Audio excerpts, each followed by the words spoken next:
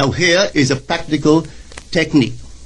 The first thing you do, you must know exactly what you want in this world.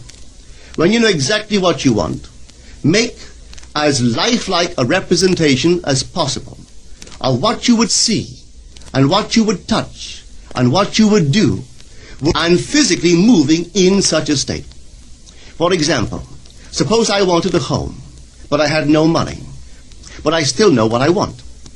I, without taking anything into consideration, I would make as lifelike a representation of the home that I would like, with all the things in it that I would want. And then, this night, as I would go to bed, I would, in a state, a drowsy, sleepy state, the state that borders upon sleep, I would imagine that I am actually in such a house, that were I to step off the bed, I would step upon the floor of that house. Were I to leave this room, I would enter the room that is adjacent to my imagined room in that house. And while I am touching the furniture and feeling it to be solidly real, and while I am moving from one room to the other in my imaginary house, I would go sound asleep in that state.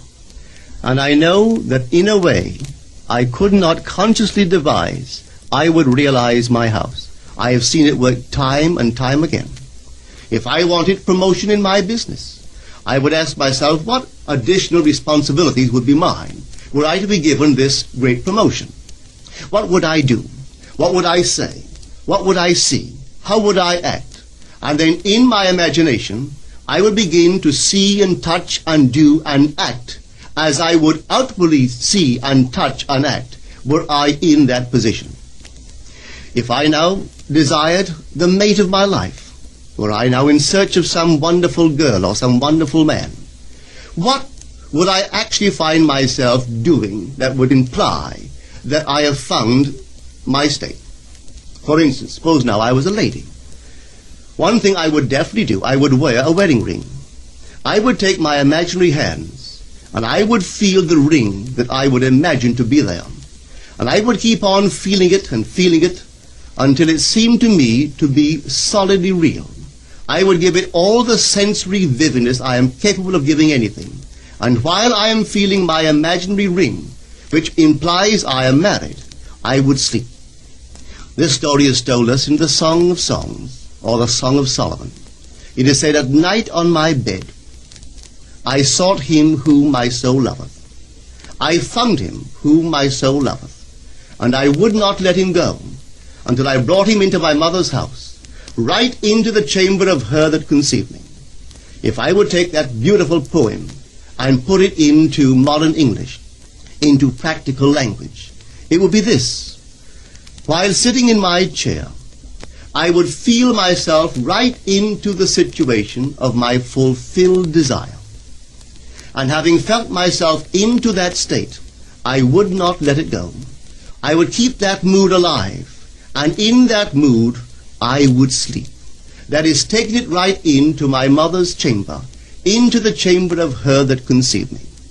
You know, people are totally unaware of this fantastic power of the imagination.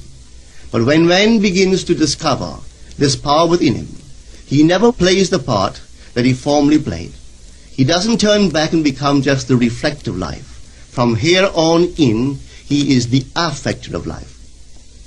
The secret of it is to center your imagination in the feeling of the wish fulfilled and remain therein. For in our capacity to live in the feeling of the wish fulfilled lies our capacity to live the more abundant life. Most of us are afraid to imagine ourselves as important and noble individuals, secure in our contribution to the world, just because at the very moment that we start our assumption, reason and our senses deny the truth of our assumption.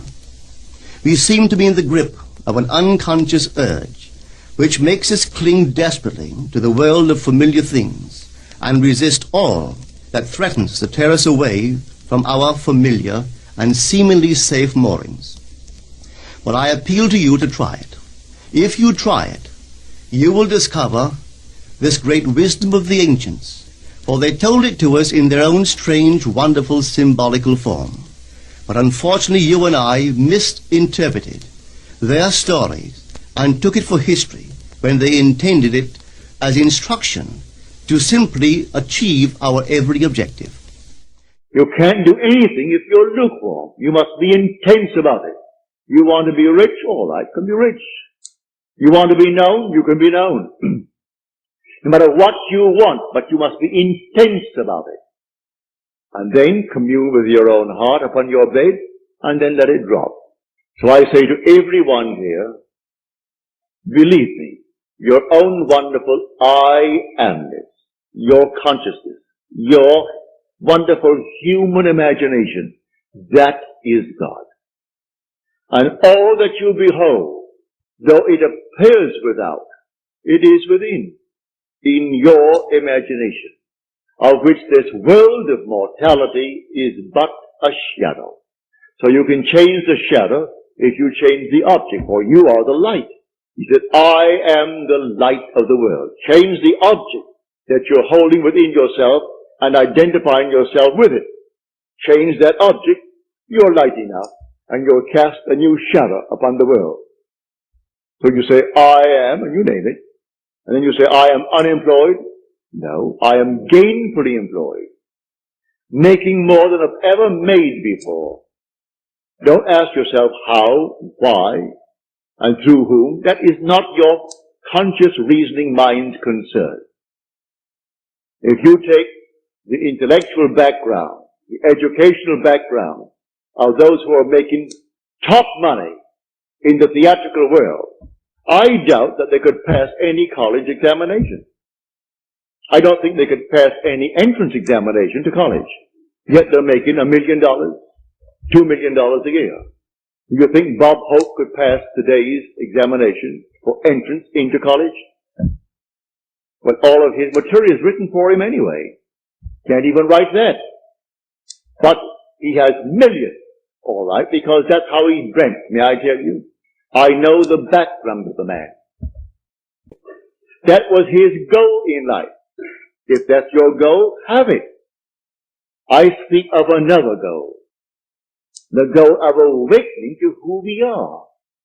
When man awakens from this dream, the whole vast world and all that it contains is as nothing to the being that you are.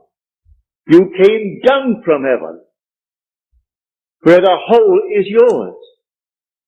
As you're told in the 50th Psalm, if I were hungry, I wouldn't tell you, for the world is mine, and all within it. The cattle on 1,000 hills are mine. So why should I tell anyone of my need when it's all mine anyway? I would slay and eat,